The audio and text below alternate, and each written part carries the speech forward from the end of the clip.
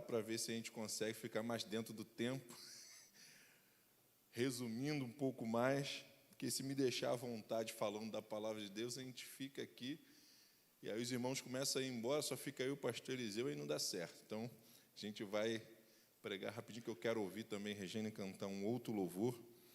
Então, meus irmãos, eu estou com um misto de alegria e também um pouco de tristeza, decepção, que hoje de manhã terminou o culto, que foi uma benção. Eu vou falar, Regina. Ela está nas nuvens, mas eu estou acabado. Um visitante perguntou se ela era minha filha. Eu ainda não superei, meus irmãos. Eu tinha que me desabafar, eu não superei isso. Porque lá foi uniforme da cantata, foi calça jeans e blusa branca. E ela veio igual uma garotinha colegial. Aí terminou, irmão. Poxa, bonito tua filha cantando, né? Falei, quem? A Rejane, né? Tua filha? Olhei para a cara dele. Falei, Jesus. Estou acabado, não estou, cara? Aí eu venho com o meu amigo, o Uber motorista, me arrebentando. Tem que ir para a academia mesmo.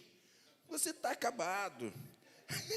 Você está ruim. Eu falei, rapaz, eu estou ali no banco ali. Falei, Jesus, como é que eu vou pregar hoje? Senhor, eu estou acabado. Me destruíram por completo. Eu falei, Senhor, está difícil, meu irmão. Eu estou aqui tentando... Estou confessando para os irmãos, para ver se os irmãos oram aí, para eu conseguir pregar, que está uma luta. Que é verdade mesmo, Ricardo? Academia? Jesus amado. Aí. Então não tem jeito. Então amanhã eu vou me matricular na academia, porque... Amém? Eita glória. Então, é por aí. Mas já me desabafei. Eu acho que agora estou um pouco melhor. Então, vamos à palavra do Senhor, porque foi para isso que nós viemos aqui compartilhar com os irmãos. Como o pastor Eliseu sempre, mas tem sido sempre mesmo, quando ele entra em contato, eu já sei que ele já falou com o trono, o meu agente já liberou a nossa agenda, e eu digo sempre, sim, senhor. E Deus sempre tem dado uma mensagem.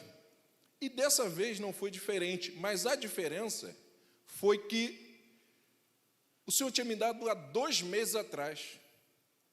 Ele me deu a mensagem e falou, guarda, não é para agora. Eu pensei até em fazer um vídeo para o meu canal. Eu falei, rapaz, que mensagem gostosa. O Senhor falou, guarda, não é para esse tempo.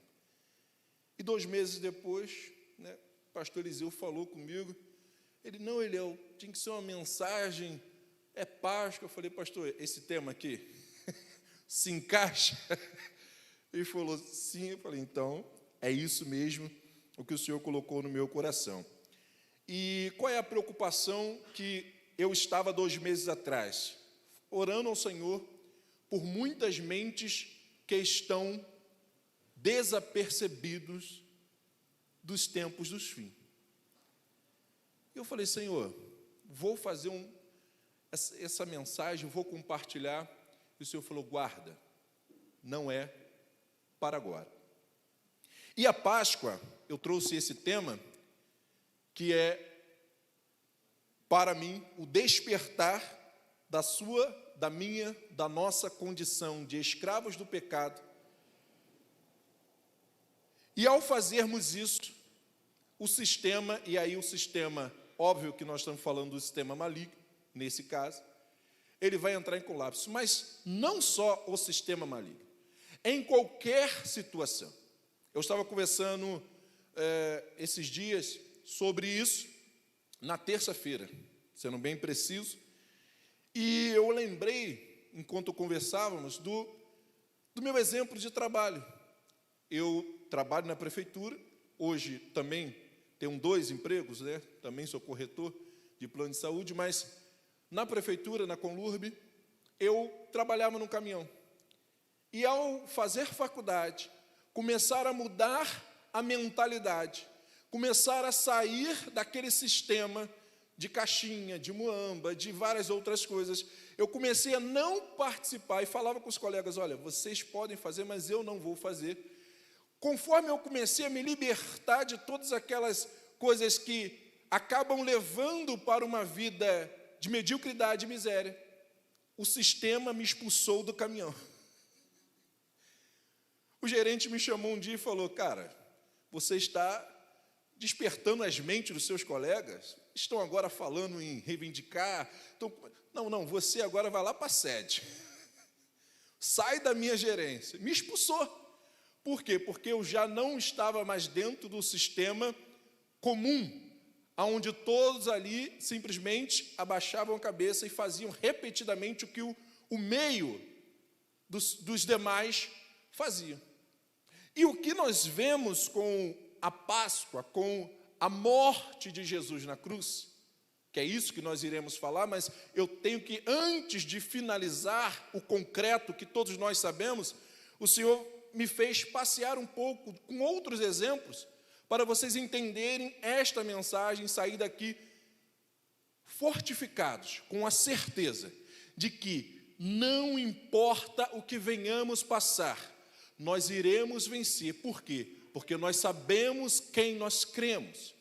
Nós não seguimos sistemas, nós não seguimos religião, nós não seguimos o que todo mundo faz, nós sabemos o que fazemos, porque fazemos, nós viemos ao culto, não porque é um ritual, mais um dia, nós viemos aqui porque Jesus morreu para nos salvar, nos libertou do lamaçal de pecado e nos colocou numa nova família, a família de Deus. E porque entendemos isso, nem a morte, nem a vida, nem o porvir, nem o futuro, nem o passado, nem o presente, nem a altura, nem a profundidade, nem a fome, nem a morte, nem a nudez, nem a perseguição ou a espada, nos poderá nos tirar desta família que uma vez o Senhor nos enxertou. Todos creem nisso? Se você ainda não crer, hoje é o culto, seja online ou seja presencial, para você entender e tomar a sua decisão. Nós vamos ler no capítulo 16 de Deuteronômio, está aí, meu querido, acho que é o próximo slide. Mas você pode abrir a sua Bíblia, não sei se o tamanho vai dar para todo mundo ler. Eu não vou ler tudo, mas nós vamos ler do capítulo 16, do versículo 1 ao 6 apenas. Mas neste capítulo fala sobre as 3 principais festas do tabernáculo, do povo de Israel: a Páscoa, o tabernáculo e o Pentecoste. E quando ele fala da Páscoa, no versículo 1 ao 16, diz assim: guarde o mês de Abide e celebre a Páscoa ao Senhor teu Deus, porque no mês de Abide o Senhor teu Deus te tirou do Egito de noite. Então sacrificarás como oferta de Páscoa ao Senhor teu Deus ovelhas e vacas, no lugar que o Senhor escolher para ali fazer habitar o seu nome. Nela não comerás levedado, 7 dias nela comerás pães asmos, pão de aflição, porquanto apressadamente saíste da terra do Egito, para que te lembre do dia da tua saída da terra do Egito, todos os dias da tua vida. Fermento não aparecerá contigo por 7 dias, em todos os teus termos, também da carne que matares à tarde, no primeiro dia, nada ficará até amanhã. Não poderás sacrificar a Páscoa em nenhuma das tuas portas que te dá o Senhor teu Deus, senão no lugar que escolher o Senhor teu Deus para fazer habitar o seu nome. Ali sacrificarás a Páscoa à tarde, ao pôr do sol, ao tempo determinado da tua saída do Egito. Nós vamos observar aqui, eu acredito que você vai concordar comigo, senão você leia o texto em casa, e pode discordar também, mas eu acredito que nós lemos aqui, rapidamente, 3 determinações que Moisés está dando específica ao povo. Primeiro, a Páscoa, ela tinha um tempo certo para ser celebrado. Que tempo era esse? Todos os anos, no dia, na hora em que o povo saiu apressadamente do Egito, eles tinham que fazer um memorial deste dia. E o que era esse memorial? Eles teriam que lembrar de todas as 10 pragas, eles teriam que lembrar da última praga, que foi o livramento do primogênito. Por isso tem a lei dos levitas, que era para substituir os primogênitos de cada filho. Eles tinham que lembrar que saíram apressadamente, comer sem fermento, porque o fermento precisa de tempo para levedar a massa, e como eles não tinham tempo, não pôde ter fermento. Então tinha toda uma representatividade para eles lembrar, mas tinha que ser no tempo certo, no dia e na hora certa. Nós vemos também que tem um modo certo. Moisés está lembrando aqui. Qual é o modo? Pães de aflições, pão sem fermento, massa sem ser levedada, tem que ter sacrifícios de ovelhas e vacas. Também tem um lugar certo. Na primeira Páscoa, todos, o pastor Eliseu lembrou muito bem, comeram nas suas próprias casas. A família pequena se reuniu com a família maior para comer apenas de um mesmo cordeiro. Mas Moisés está dizendo, olha, isso foi lá no Egito. E tem uma simbologia aí. Por quê? Porque a terra do Egito, para o povo de Israel, era considerada uma terra estrangeira, uma terra imunda. Então, eles dentro da sua casa, eles estavam sendo pertencentes ao povo de Deus. Só que Deus está falando com eles agora o seguinte: quando você estiver na terra que eu estou levando vocês, não será mais na tua casa, mas será no lugar que o Senhor estabelecerá. Ou seja, no lugar que Deus escolheu para fazer o templo. Pegou a visão? Então, no Egito foi na casa, porque a casa era o lugar santo. Mas Moisés está dizendo, olha, quando vocês chegarem na terra prometida, Deus vai escolher um lugar. Nesse lugar, Deus vai levantar um templo, e lá é onde vocês irão celebrar a Páscoa do Senhor. Eliel, por que você está frisando isso? Porque isso é importantíssimo. Jesus, o Cordeiro Pascual, ele veio e ele cumpriu exatamente todos os detalhes que Moisés descreve aqui em Deuteronômio. Moisés está falando isso há mais de 2000 anos antes de Jesus vir na terra. E como ele, Isaías, declara que nenhuma das profecias de Deus caíram em terra, Jesus cumpriu todas as mais de 700 profecias que havia a respeito do Messias. Nenhuma delas ficou sem ser cumprida por Jesus. Nem a forma, o modo e o tempo certo do Cordeiro Pascual ser celebrado. Até isso, Jesus cumpriu. Mas tem outra importância de voltarmos à primeira Páscoa para entender o significado de Jesus. Na primeira Páscoa, Deus se manifestou com poder e grande glória nas 10 pragas que eu já mencionei. E tem um detalhe quando ele fala para Moisés: eu endurecerei o coração de Faraó. E por quê? Deus explica: para que o meu poder seja manifesto na terra e o povo saiba quem eu sou. Por isso que ele se apresenta a Moisés dizendo: quando perguntarem quem sou eu, diga que o eu sou te enviou. O eu sou. Eu sou maior que os deuses da água do Egito. Eu sou maior que os deuses da fertilidade das plantações. Eu sou maior do que os deuses do ar. Eu sou maior do que o Deus da terra. E eu sou o Deus que tem o poder da vida e da morte. Quando o faraó entendeu essa última praga, ele teve que reconhecer: não há Deus como esse Deus. Não tem como eu encarar esse Deus. Eu sou homem mortal e ele é Deus. Então ele libera, o povo sai apressadamente e nós conhecemos a história. Só que na Páscoa em que, a segunda Páscoa que nós hoje estamos comemorando, que é a morte e ressurreição de Cristo, tem um detalhe muito interessante. Agora não foi Deus mostrando o seu poder ao mundo, foi o próprio Deus vindo em carne para se revelar a nós.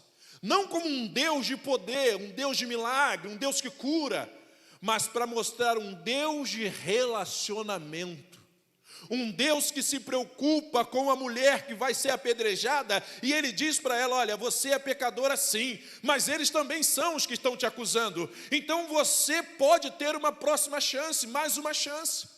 É aquele Deus que vai até o tanque de Betesda, onde está um homem, 38 anos, e ele diz: ninguém veio aqui te ajudar, mas eu venho, a água purificadora, até você para te levantar daí, ó. Perdoados estão os teus pecados. Mas ele não faz esses milagres só para mostrar que ele é Deus, porque ele não precisa mais. O povo de Israel sabe que o Deus de Israel, o Deus de Jacó é o nosso refúgio, é o único Deus verdadeiro. Mas Jesus vem para mostrar que esse Deus não é um Deus distante, um Deus que está num trono inacessível, um Deus que quer apenas ser temido. Não, ele é um Deus que quer se relacionar comigo e contigo. Por isso que ele escolhe 12, ele discipula, ele treina, e ele fala: agora vocês vão dar fruto, vocês vão discipular outros, e vocês vão batizar em meu nome, e vocês vão compartilhar o Espírito que está em vocês sobre a vida deles, porque eu agora quero ser um Deus de relacionamento, um Deus de amor. E quando ele vem e se manifesta, João vai dizer que ele se fez carne e habitou entre nós. E vimos a sua glória como a glória do unigênito do Pai, cheio de graça e de verdade.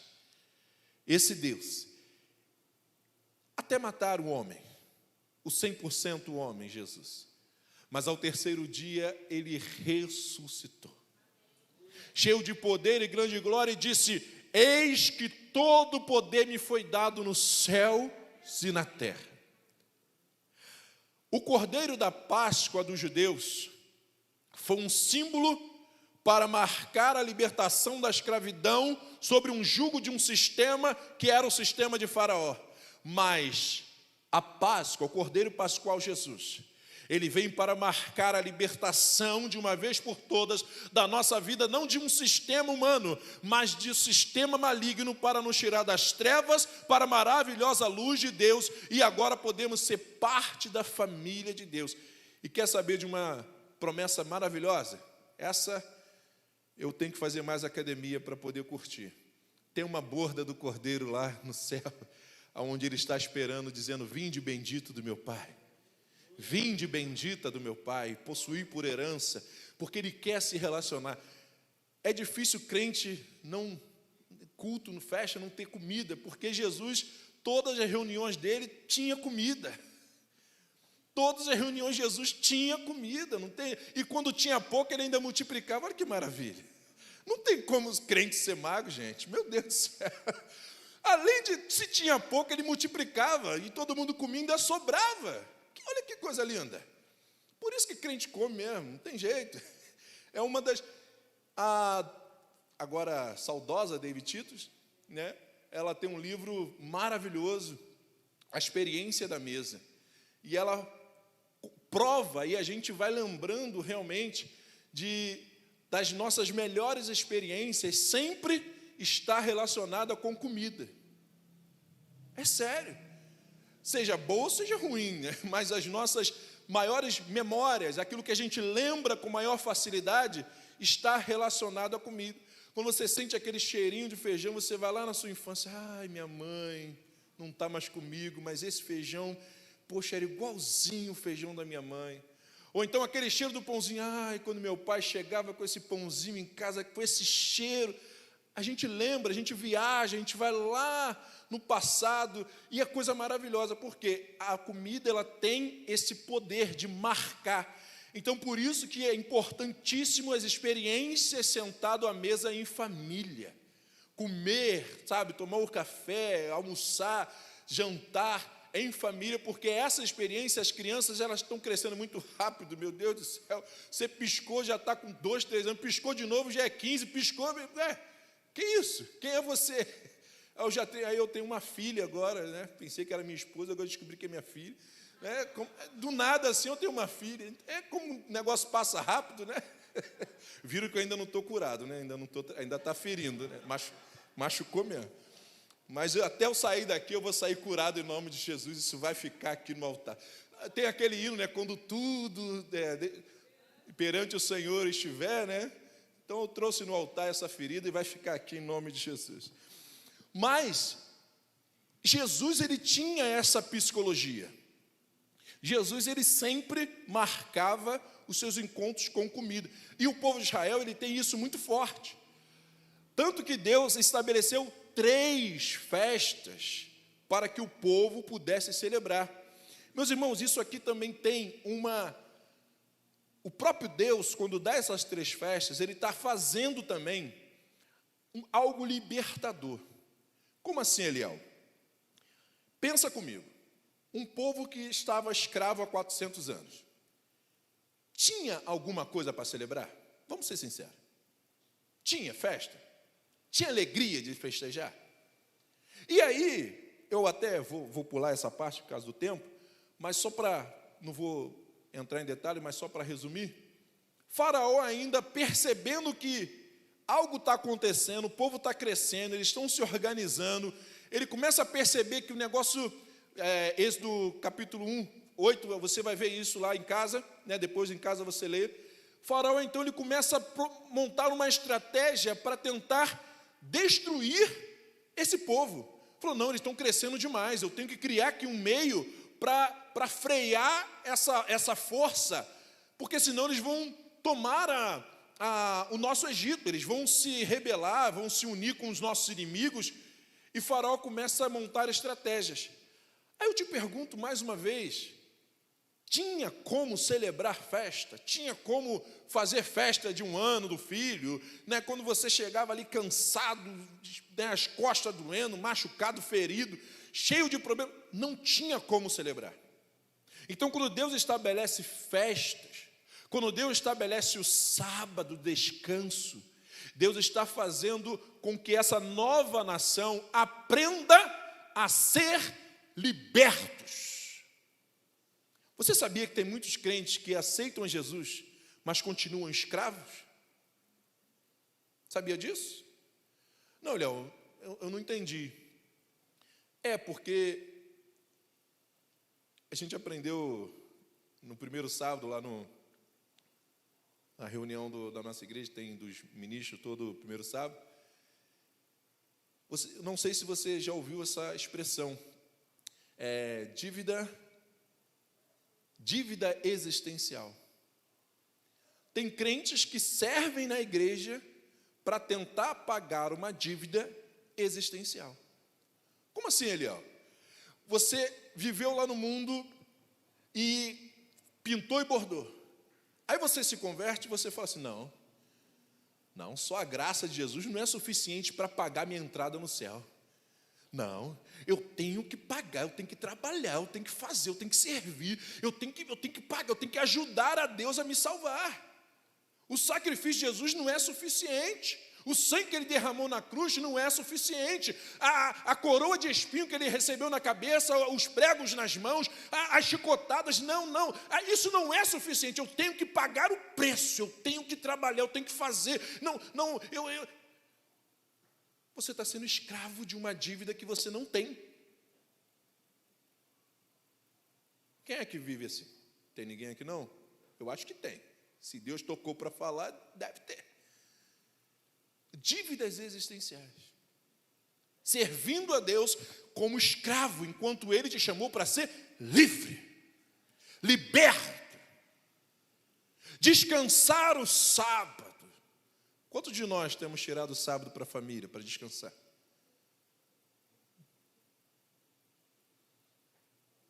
E sabe o que é descanso? Regiane fez uma live ontem, né? Falando exatamente sobre isso. Você sabe o que é descansar no Senhor? Tirar um sábado de descanso? Se a gente olhar o descanso de Deus em Gênesis, que é o padrão para entendermos o sábado do descanso, é muito claro. E tendo Deus concluído toda a obra, descansou no sétimo dia. Sabe o que significa? Que tem coisas que nós já terminamos, mas não conseguimos descansar. Tem pessoas que você já ajudou na caminhada, você fez o que era possível, você já fez até além, mas você continua se sentindo culpado por ela não se firmar, achando que a culpa é tua, sendo que você agora tem que descansar e entregar na mão de Deus, porque o que você tinha que fazer, você já fez. Descansar é entender que nossa parte nós fizemos, daqui para lá é com Deus. A oração da serenidade, a gente ora, né? Dizendo, Senhor, me ensina a entender, a perceber o que é que eu posso fazer e o que é que eu não posso, que está além das minhas forças. Porque quando nós entendemos essa divisão, fica mais fácil. Porque aquilo que a gente pode fazer, Deus não vai fazer. Mas aquilo que a gente não pode fazer, você se mata tentando fazer e não vai sair do lugar. Nós não poderíamos morrer na cruz para nos salvar. Isso Deus já fez. E o que ficou para nós? Tem duas chamadas, e eu falava isso hoje, discipulando no gabinete do carro, né, de manhã indo para a igreja. Tem duas chamadas em Mateus, que a gente às vezes não entende. Uma é para o povão, o não crente, e a outra é para o crente. A do povão, Mateus 11, 28. Vinde a mim, todos vós que estáis cansados, sobrecarregados, que eu vos aliviarei. Tomai sobre vós o meu jugo, né, que é suave, aprendei de mim. Ok. Mas e a chamada do crente? Mateus 16, 24. Os discípulos já tinham passado 3 anos de discipulado, já tinham sido batizados, estavam agora, Jesus, perto de morrer, já tinha cumprido a sua missão. Jesus vira para a igreja, imagina o pastor Eliseu virando para o corpo de obreiros aqui da igreja, e fala Mateus 16, 24, aquele que não negar a si mesmo, tomar a sua cruz, não pode me seguir. Era para crente, ele só falou isso para os seus discípulos. Então nós entendemos que a primeira chamada, quando nós aceitamos Jesus, e viemos e ficamos no meio do povo, mas chega uma hora do confronto, porque senão nós vamos ficar igual Hebreus 5, que vai dizer que tem gente que ficou como povão, o tempo inteiro da sua vida, agora ele é velho crente, tem 50 anos de crente, mas ainda é bebê espiritual. Você conhece alguém assim? Não é você não, né? Fica, não ri não se manifesta não, porque vão descobrir, eu vou descobrir que é você. Então Mateus 16, 24, Jesus está dizendo para os discípulos assim, e é o que o Senhor diz para nós. Beleza, você já passou 3 anos de crente, você já está batizado, legal, mas e aí? Vai ficar dando mole até quando? Vai ficar crente meio barro, meio tijolo até quando? Onde é que tu vai tomar a atitude de ser agora um discípulo? Bater no peito e entender que você foi chamado para morrer também, assim como ele deu exemplo pelo Evangelho. Aí quando chega esse momento do confronto, tem muitos que correm. Não, isso aqui não é para mim. Como os discípulos, em algumas passagens, deixaram Jesus. Aí Jesus, João 6, ele vai dizer, e vós? Querem ir também? Senhor, para onde iremos nós, só Tu tem as palavras de vida eterna, disse Pedro, o apressado. Mas como, voltando para a mensagem, que isso aqui foi algo que Deus desceu agora, nós vamos ver que, deixa eu pular isso aqui, pode pular. Nós vamos observar que 3 elementos é necessário para acontecer uma Páscoa. Obrigado, meu querido. 3 elementos são necessários para acontecer a libertação, para acontecer uma Páscoa na minha e na sua vida hoje. Nós vimos isso lá na primeira Páscoa, e nós vemos isso também na Páscoa em que Jesus se manifesta em nosso meio, como eu já falei. Mas também nós vamos ver isso rapidamente, mais 3 Páscoas para a gente encerrar. Eu prometo que eu vou passar batido, porque vocês vão estudar em casa, porque se vocês são discípulos de Jesus, precisam estudar. O primeiro elemento é liderança. O segundo é organização. E quando eu cheguei aqui, o pastor me mostrou a igreja linda, eu falei, pastor, ainda bem que o senhor já está enquadrado dentro da mensagem. Porque a espada corta primeiro nas cabeças, né? Não pensa que que o pastor não apanha também, não. Eu já apanhei primeiro quando estava estudando e fui me enquadrando em muita coisa, só falta academia, Jesus. Entendi, Senhor, tarde, mas entendi. Amém. Aleluia. Mas, tem gente que pensa, pastor, o pastor está tudo certinho, Deus não falou nada com ele, só eu que apanhei. Mal sabe, né, pastor? Que de um jeito de outro, de um jeito diferente, mas sempre a gente apanha. Sempre tem uma coisinha. Eu até falei com o Antônio, hoje seria a mensagem de casa de oleiro, porque casa de oleiro é onde a gente desce todo quebrado, e lá o Senhor tem várias ferramentas para nos apertar os parafusos. É Páscoa, é Páscoa. É celebração, Jesus ressuscitou. Mas, e nós? Estamos vivos ou mortos? Eu não consigo pregar uma mensagenzinha mel, pastor. Eu tento. Não consigo. Quando eu olho para a minha vida e olho para a Bíblia, eu me vejo tão errado que eu falo, Senhor, como é que eu vou pregar vitória, chave?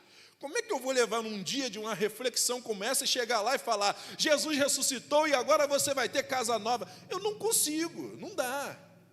Se Deus vai fazer isso, amém. Eu também estou na fila da promessa. Amém. Mas não dá para eu perder meu tempo falando uma coisa tão óbvia, que se a palavra de Deus diz, se você fizer o que está ali na regra, se você for dizimista, ofertante, é servo do Senhor, tem um coração voluntarioso, está servindo a Deus, amigo, descansa o teu coração, que Ele realizará o desejo do teu coração. Agora, é no tempo dEle, é do jeito dEle. Às vezes Ele está te dando alguma coisa, uma direção, mas você está com o coração duro, com vaidade, não querendo ouvir, não querendo entender. Aí o problema é nosso e não dele. Então nós vemos que liderança, organização e um movimento pacifista. Eliel, o que isso tem a ver com a Páscoa? Isso tem a ver porque, já disse, na primeira Páscoa, o povo não pegou em armas. Na primeira Páscoa, o povo não saiu das suas portas para tacar pedra. Apesar de ser um povo que estava com um sentimento revoltado, com toda a perseguição, com toda a ira, a morte que o faraó provocou, mas toda aquela revolta, toda revolta de um povo sem uma liderança para canalizar e dar orientação em um alvo, é só histeria. Precisa de uma liderança forte. Igreja precisa de uma liderança forte. Muitas igrejas já fecharam as portas pelo país afora, e no Brasil não é diferente, porque os líderes caíram. E a igreja se desfez. Mas o líder não é Jesus? Mas só que tem um representante na terra. Por isso você, igreja, precisa cobrir o seu pastor de oração, para que ele, que é homem, sempre esteja com energia, com sabedoria, com um coração voluntarioso. Porque ou você não acha que tem dia que ele pensa em parar? Ou você não acha que as setas, as tribulações, as traições, as fofocas, as intrigas, não dá vontade de falar, Senhor, toma esse povo, faz o que o Senhor quiser com esse povo, que eu vou fazer outra coisa, eu vou curtir minha vida, eu vou viajar, eu vou para... Ou tu pensa que não acontece? E por que continua? Por que ele não faz isso? Porque é liderança, sabe que tem um cajado, uma responsabilidade, tem famílias que dependem da vida dele, então ele vai seguindo, chorando, gemendo, mas ele precisa da tua oração. Eu não vim aqui defender um amigo, não, é o Senhor que está mandando falar, está descendo, eu estou entregando, não estava na mensagem isso não. Mas a liderança, ela precisa ser firme e forte para conduzir. E olha o que Deus faz. Não tinha líder, não tinha liderança. O tempo foi se passando. O faraó começa a perseguir, tenta matar os bebês. Nasce Moisés. Faraó tem que criar Moisés, instruir Moisés, educar Moisés, alimentar Moisés, treinar Moisés. Quando Moisés está com 40 anos, Moisés acha que é o tempo dele ser o libertador, mas ainda não era o tempo. Então ele mata, tem ameaça de morte, ele foge para o deserto. Chegando lá, ele passa agora mais 40 anos treinando. Mas Eliel, poxa, por que tanto tempo?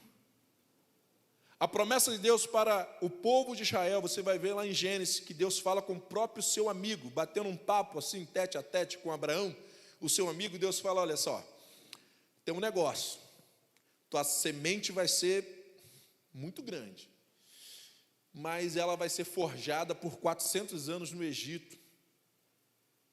Mas só que passaram-se mais 30 anos. Por que não foi nos 400? Por que foi nos 430? Porque apesar do líder já ter nascido, que era Moisés, aos 40 anos ele poderia ser o libertador. Mas ele fez com as suas próprias mãos sabedoria, conhecimento e força. Um líder, homem de Deus, pode ter uma pilha de diplomas de HD, de faculdade de formação. Ele sempre precisa entender que ele é totalmente dependente de Deus. Se ele se esquecer disso por 1 milímetro que seja, é a brecha que Satanás está ao derredor esperando para entrar e fazer arruaça. O próprio Davi é um exemplo disso. O homem segundo o coração de Deus. Olha o que ele passou. Então não importa o nosso nível de espiritualidade, o nosso nível de conhecimento de diploma, não vigiou, dançou. Então o líder precisa entender que ele precisa liderar o Senhor na frente. Então Moisés, que estava pronto, mas ainda não foi na força do Senhor. Aí 40 anos depois o Senhor chama ele, agora ele acha que não é pronto. Agora ele acha que não consegue, que não pode mais. E ele fala, Senhor, só se tu for. Senhor, só se tu colocar alguém para falar por mim. Só se o Senhor colocar... E ele começou a pedir um monte de coisa, botou um monte de exigências. Mas ele estava dizendo para Deus, olha, agora eu entendo que se o Senhor não fizer, nada acontece. Então, a liderança precisa entender isso. Moisés entendeu e Moisés conseguiu realizar esse milagre. O segundo, da organização, pode ir passando, meu irmão, para poder fazer. A organização, nós vamos usar esses textos, mas você vai ler em casa por causa do tempo. Eu posso depois, pastor, compartilhar, que são exemplos do rei Ezequias, na liderança, que o irmão até passou ali. O rei Ezequias, quando ele assumiu o reinado, o templo estava fechado. Os reis que o antecederam abandonaram o Senhor. A primeira coisa que ele faz é reabrir o templo, limpar o templo, edificar o templo. E depois que ele organiza tudo, ele então manda cartas para o povo, para poder celebrar isso. Você vai encontrar em 2 Reis 18 e Crônicas, 2 Crônicas 29. E depois ele então manda celebrar a Páscoa do Senhor. Mas Ezequias ele faz do jeito certo, do modo certo e no tempo certo. Qual é o jeito certo? Nós já vimos. Qual é o tempo certo? O tempo que o povo saiu do Egito. O modo certo, seguindo todos os rituais do sacrifício dos pães asmos. E no lugar certo, no templo do Senhor. Nós vamos ver o exemplo de organização, também o rei Josias. Um outro rei que assumiu, e agora com Josias foi um negócio diferente. O templo não só tinha sido fechado, o templo agora tinha sido danificado. Josias, então, ele teve que restaurar o templo. Depois de restaurar o templo, ele, então, estabelece a Páscoa. Só que quando ele está restaurando o templo, ele encontrou o livro da lei na casa do Senhor. Ele não, o sacerdote Ilquias. E lá no livro da lei, que o povo já não lia há muito tempo, ele descobriu o modo certo, o tempo certo e o lugar certo de celebrar a Páscoa. Então ele organizou o tempo, organizou a liturgia, organizou todo o ritual e celebrou a Páscoa ao Senhor. E o terceiro exemplo, meu jovem, passa aí também, para a gente ganhar tempo, depois eu volto. O movimento pacifista, que foi Esdras.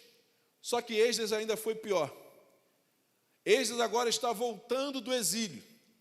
Voltando do exílio, o templo não só estava danificado, o templo havia sido destruído. Tinha sido lançado tudo abaixo. Aí Esdras decidiu reconstruir o templo, você sabe muito bem disso. Só que ao decidir reconstruir o templo, os moradores vizinhos, que não eram do povo de judeus, quiseram fazer parte. Quiseram contaminar a liturgia. Quiseram contaminar. Aí Esdras se levantou e falou: não, vocês não podem fazer parte. Nós somos do povo de Deus, nós é que temos esse compromisso. O rei deu a autorização para a gente reconstruir, e nós vamos reconstruir. Sabe o que eles fizeram, os inimigos? Criaram fake news. Mandaram cartas para o rei Dário, falando muitas acusações infundadas, muitas mentiras, dizendo que se eles reconstruíssem aquele templo, eles iam voltar à glória passada, iam se rebelar contra o rei. E aí o rei acreditou e ficou vários anos a obra embargada. Até que, um tempo certo, Deus se levantou Dário, que olhando lá os textos, viu que tinha sido, Ciro realmente tinha liberado, então ele autorizou a reconstrução do templo, e eles puderam reconstruir.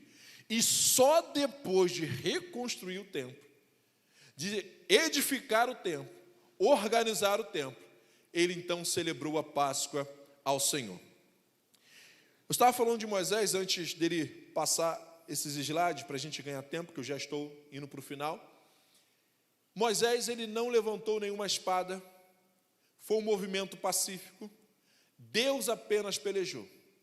Quando eles fugiram e ficaram encurralados no Mar Vermelho, você lembra muito bem quando Moisés ora a Deus e o Senhor disse: fala para eles que eu vou pelejar por vós e vós calareis. E Deus assim fez o tempo todo. Mais uma vez, quando ele se fez carne, ele foi levado como ovelha muda ao matadouro. Foi tosquenejado, foi moído pelas nossas transgressões, disse Isaías. Mas ele não abriu a sua boca. Foi totalmente pacífico. As poucas falas de Jesus e no seu julgamento, uma delas é: tu o dizes. Quando Pilatos pergunta se ele é o rei dos judeus, ele é. É você que está dizendo. Mas Jesus passou tudo isso, pacífico, para nos libertar. E como eu disse, quando junta essas três alianças, essas três pilares, os pilares da libertação, não há sistema que resista. Nosso pastor Eliseu é advogado, ele sabe que uma das, pelo menos eu aprendi isso com uma grande advogada, ele vai me corrigir, na verdade, se eu estiver errado, uma das coisas que o juiz mais leva em conta, quando você chega para pleitear a sua causa, é o tanto de motivação e jeito que você procurou pacificamente resolver o seu problema. Quanto mais você tentou resolver o problema pacífico, mais vantagem você tem diante do juiz de ganhar a causa. Porque fica claro a sua boa-fé na ação. Você não quer dolar ninguém, você não quer levar vantagem. Aí tem gente, como eu mesmo faço, às vezes a gente sai no prejuízo para poder resolver o problema de forma amigável. Por quê? Porque não tem um tempo para gastar para ir, audiência, julgamento. Então isso é o que o nosso Deus nos deu como exemplo. Deixa eu abrir um parêntese aqui,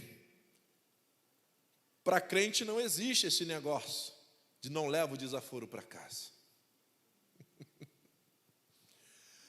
Para crente não existe esse negócio de que bateu, levou. Crente lavado e remido, discípulo de Jesus, é diferente. E a Páscoa que nós estamos trazendo da libertação é para que nós possamos entender que tanto Ezequias, como Josias e como Esdras vai nos mostrar que para termos uma celebração de Páscoa que Deus se agrada, nós precisamos buscar, colocar a liderança, a organização e os movimentos pacíficos no seu devido lugar. Como eu faço isso, Eliel? Como é que você vai conectar isso com a mensagem? O que você quer dizer com isso? A conexão que nós temos que ter com Deus. O templo do Espírito, com o Antônio me bateu bastante no gabinete do carro hoje. O nosso templo do Espírito, a nossa comunhão. Jesus respondeu para a mulher samaritana dizendo: olha, chegará o tempo, e agora é, que nem nesse monte, Gerizim, nem em Jerusalém, irão adorar ao Pai. Como assim, Eliel? Então, ele está dizendo que o lugar agora de celebrar a Páscoa não era mais no templo? É. Ele está dizendo agora o lugar em que tem que adorar e celebrar ao Senhor, a Páscoa do Senhor, como nós já mostramos aqui, já foi cantado, a Páscoa que ganhou um novo sentido para os judeus, porque para os judeus, na verdade, ainda continua sendo hoje a celebração da saída do Egito, mas para nós cristãos ganhou o sentido da morte e ressurreição de Cristo. E essa Páscoa que nós celebramos, ele diz, ela será celebrada em espírito e em verdade. Onde tiver um coração quebrantado, voltado para celebrar a comunhão, a intimidade com Deus, o Senhor então vai celebrar contigo. E a ceia que Jesus celebrou, a última ceia, nós fazemos todos os meses. Presta atenção nesse aqui que é importante. A Páscoa para nós cristãos não é só uma vez por ano. Nós celebramos a Páscoa todos os meses sem nem prestarmos atenção no que estamos fazendo. E Paulo vai dizer no texto da ceia em Coríntios, fazei isso em memória, porque quando tomamos a ceia sem discernir o que estamos fazendo para a nossa própria condenação. Todos os meses nós celebramos a Páscoa sem entender o que estamos fazendo. Isso é muito sério. Somos velhos crentes e ainda não prestamos atenção no que fazemos. Ah, Eliel, mas isso é culpa da liderança que não ensina. Eu coloquei os 3 pilares. Se a liderança não ensina, então você que está estudando, ou Deus vem falar, mas eu acredito que a liderança aqui ensina. Eu conheço. Ah, Eliel, mas eu não prestei atenção mesmo. Então Paulo diz que você está celebrando para a sua própria condenação. Precisamos de liderança, precisamos de organização. A organização, Josias vai nos mostrar que quando nós fazemos com entendimento as coisas para Deus, nós encontramos a lei, e a lei do Senhor foi encontrada na casa de Deus. Por isso a importância de virmos ao culto, ouvir a palavra de Deus. Estamos num novo momento, né, do online, e tem muita gente que qualquer motivo é motivo para ficar em casa. Não, porque tem a transmissão, vou assistir online. Eu sei da importância que é, mas o online tem que ser apenas uma exceção. Estou enfermo, não consegui porque estou trabalhando, estou de plantão, não pode ser mais a primeira escolha. O convívio, estar junto, isso aqui, meu irmão, tem um poder que muita gente não entende. É por isso que deixa de congregar. Mas você deixa de congregar hoje, amanhã já fica mais pesado, a distância fica maior,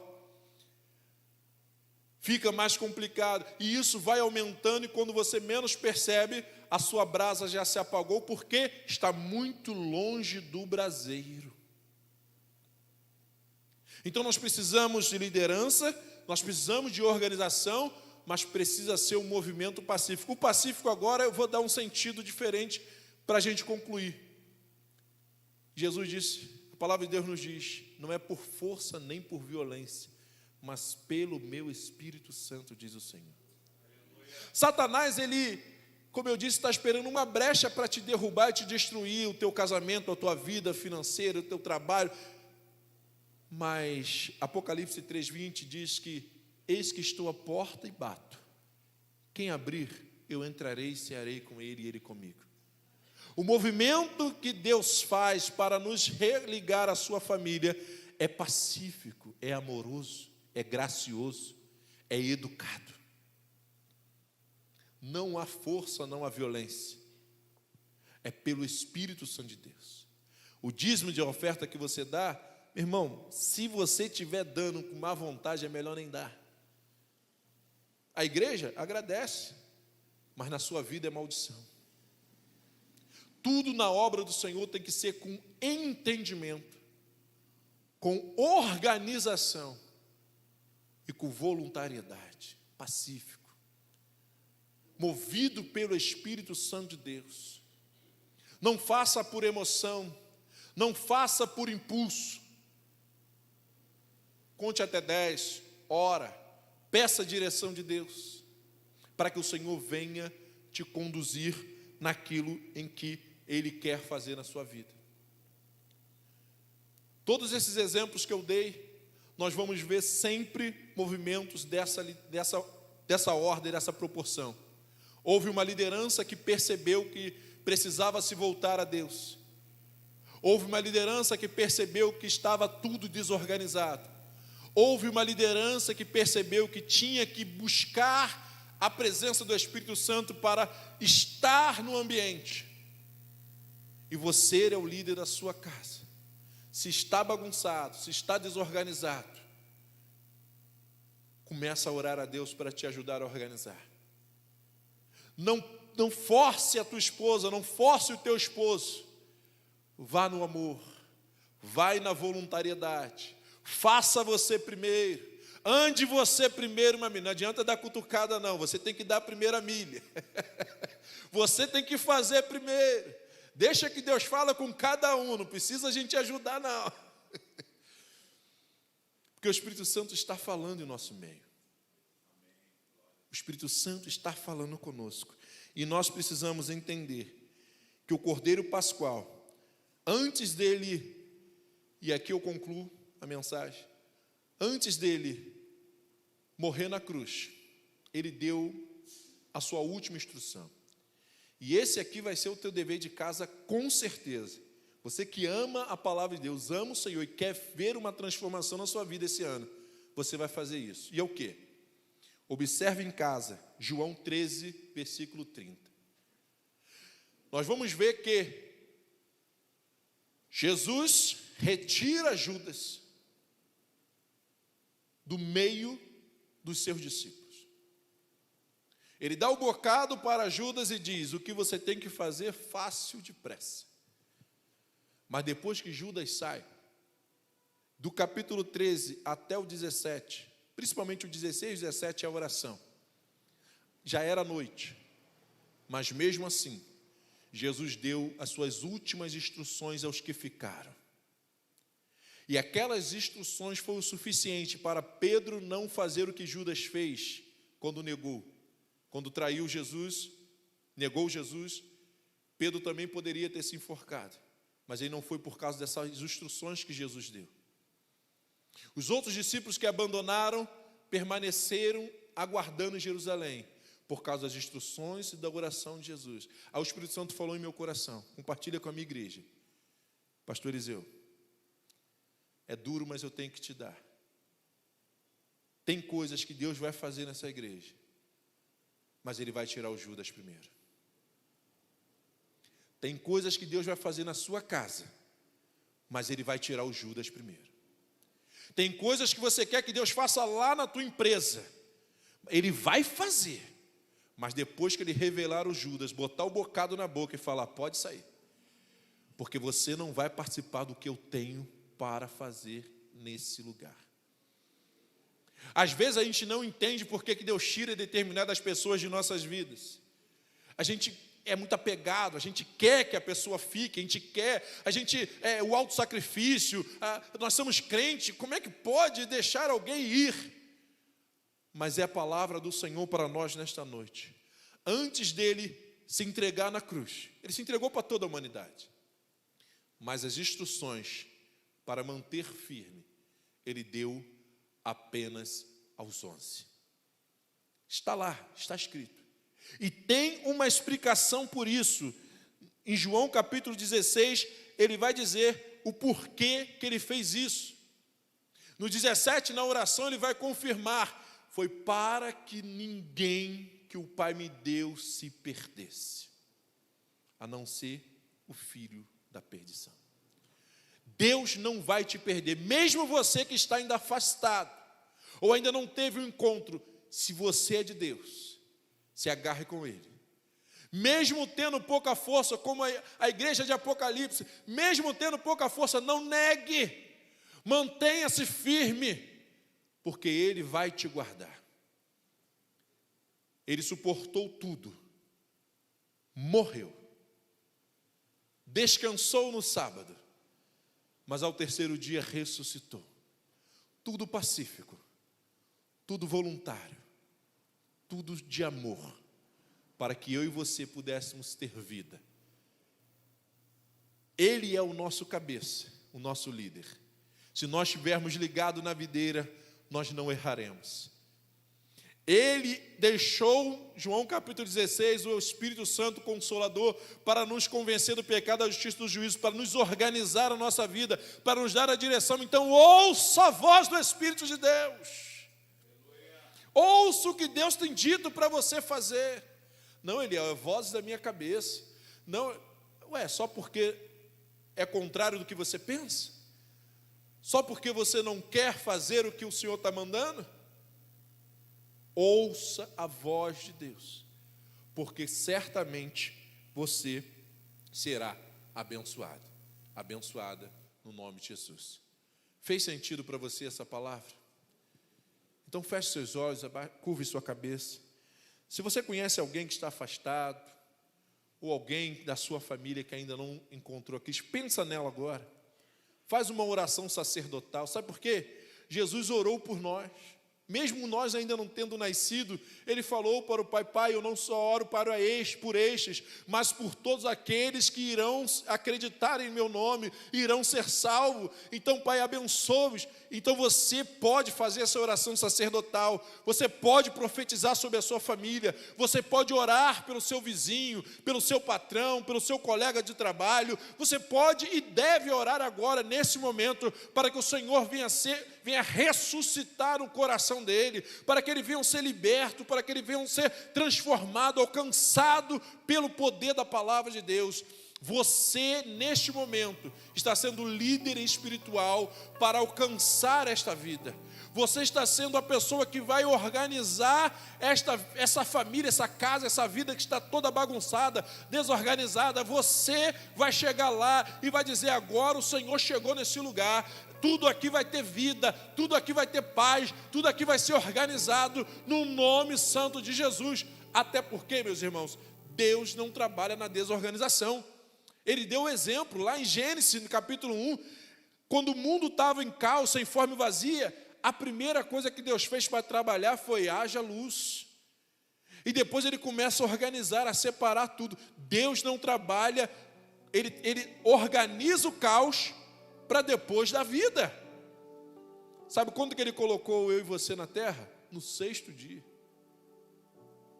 Depois de estar tudo pronto. Então como é que você quer que Deus traga a bênção que você tanto quer, se ainda tem coisas desorganizadas na sua vida? Ainda tem coisas que Deus mandou você fazer que já faz anos e você não faz. Faça a tua parte. Eu vou para a academia, não sei amanhã, não sei se vai ser amanhã, confesso, não sei. O Antônio disse que vai passar lá em casa para me buscar. Mas é sério, meu, eu tô brincando, mas eu preciso. Perdi um primo há pouco tempo, saudável, 50 anos, infartou, nada. Malhava, tá? Malhava, fitness. Mas a morte, ela vem para todos nós. É claro que se eu quero deixar de parecer pai de Regiane, eu tenho que me cuidar. Eu já sei disso. Pintar o cabelo, tirar esse cabelo branco, emagrecer um pouquinho, tirar a barba, né? Para ver se... É demais, né? Pai é demais. Mas amém. Amém. Eu quero agradecer a amada igreja mais uma vez, pastor. Obrigado. Desculpa aí pelo tempo. E eu acredito que, correndo, a gente conseguiu se fazer entendido de que o Senhor fez e estabeleceu a Páscoa como libertação do povo de Israel.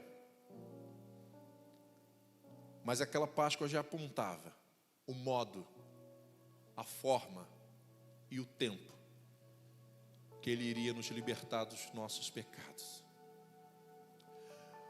Mas você que ainda está preso, assim como o Faraó, o diabo, quando perceber que essa palavra entrou no teu coração, assim que ele perceber que você começou a entender, pode ter certeza que a luta vai aumentar. A perseguição vai aumentar. A luta, a enfermidade, o horário, tudo vai ficar mais difícil. Mas isso é a prova de que o sistema percebeu que a sua libertação chegou. Então você não tem que olhar para as circunstâncias. Você que nos ouve, não importa onde, nem o tempo, porque fica na rede, né? Fica salvo no YouTube, né? Então não importa o tempo que você esteja assistindo essa palavra, entenda que se você começou a entender, o sistema maligno também vai começar a agir pesado para te manter escravo. Mas o Senhor veio para nos dar libertação total. E você que já é crente, mas ainda é escravo, escravo de alguma coisa, escravo de um ministério. Tem gente que é escravo de ministério. Se o pastor tirar aquilo ali, ele morre. Esquece que a gente faz para Deus. Até brinquei com o Antônio, lá com meu sogro. Eu hoje consegui fazer a proeza de estar pregando aqui e narrando uma cantata lá na igreja do meu sogro. Aí o pessoal fala, como assim? Que eu montei a cantata deles em vídeo e botei minha narração, né? Então até vi que eles já estavam lá. Mas a gente faz com amor, apesar de minha sogra, ela vai ver com certeza, ter sido ingrata, né? Não agradeceu. Eu falei isso para ela. Só olhou o defeito. E a gente faz isso com Deus, meus irmãos. A gente faz isso com Deus. Deus capricha. Olha o partidão que deu para a Regiane, né? Deus capricha. Aí ela só olha os defeitos, né? Aí Deus fala, como assim? Não tinha melhor na prateleira não, meu filho. Era esse mesmo. Claro que é invertido o que eu estou falando, né, meu irmão? É ironia, vocês estão entendendo, né? É ao contrário, tá? Mas o fato é que você está num bom lugar. Um lugar que tem pasto verdejante. Um lugar que tem um pastor que te ama, que dá a vida dele para trazer bons pregadores. Eu sei que, eu acho que domingo que vem, né, vai vir um nosso amigo, pastor Sérgio Anastácio, homem de Deus, prega muito para a família. É um amigaço nosso. E eu fiquei feliz quando eu vi o cartaz dele. Eu falei, rapaz, ainda bem que eu fui antes. Se eu fosse depois, eu não ia vir, não. É falar que não era de Deus essa agenda, não. Ainda bem que ele vai vir depois, então está tudo certo. Então você está num lugar maravilhoso e você precisa convidar outras pessoas que estão presas para se libertar, para que o Senhor possa... E aqueles que estão online, começa a chamar a atenção para que eles venham presencial, para que o calor humano venha o fogo pegar, né, mais rápido, e que a gente venha compartilhar as nossas cargas uns com os outros. Eu quero agradecer. Eu tinha pedido a Regiane para mais um louvor, pastor, que tenho certeza que vai fazer sentido para ele podia desistir. Botou? Porque Jesus podia, como homem, desistir da cruz. Mas ele no Getsemane orou a Deus, mostrando para nós, deixando um exemplo para nós de que sim, ele podia desistir como homem, mas ele não desistiu, por causa de mim e por causa de você. E você que ainda está preso por alguma coisa, entenda que você não precisa ficar, ele já te libertou. Você só precisa entender isso. E quando você se despertar, como eu já disse e repito, o sistema maligno vai se levantar. As coisas vão ficar difíceis. No seu casamento, na sua casa, tudo vai piorar. Veja lá em Êxodo capítulo 1, verso 8 ao 14, você vai ver como que Faraó, as estratégias que ele usou para tentar destruir o povo de Deus. É as mesmas armas que o diabo continua usando. Mas uma vez que a gente desperta, meus irmãos, a gente paga o preço. Paga o preço. Porque a gente entende que vale a pena. Vale a pena porque ele já pagou o preço. Então, na verdade, a gente não tem preço mais a pagar. A gente só tem que suportar as dores. Como ele disse em Mateus 16, 24, apenas a carregar a nossa cruz.